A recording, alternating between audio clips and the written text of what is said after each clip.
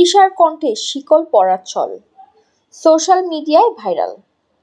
কোটা সংস্কার আন্দোলন নিয়ে দেশ জুড়ে উদ্ভূত পরিস্থিতিতে শুরু থেকেই শিক্ষার্থীদের পক্ষে সরব ছিলেন দেশের জনপ্রিয় তারকা দম্পতি নির্মাতা মোস্তফা সরোয়ার ফারুকী ও অভিনেত্রী নুসরাত ইমরোজ তিশা। ফেসবুকে নিয়মিতই বিভিন্ন স্ট্যাটাস দিয়ে শিক্ষার্থীদের পাশে দাঁড়িয়েছেন তারা।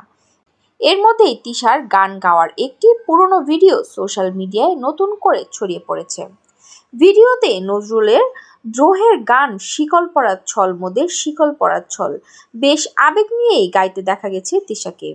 তিশার কণ্ঠে গাওয়া এই গানটি চলমান পরিস্থিতির সঙ্গে মিলিয়েই শেয়ার করেছেন।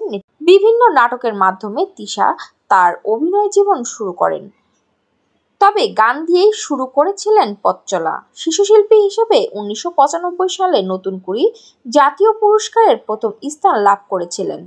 এরপর খুব অল্প সময়ের মধ্যেই তিনি সকল শ্রেণীর দর্শকের কাছে অত্যন্ত জনপ্রিয় হয়ে ওঠেন।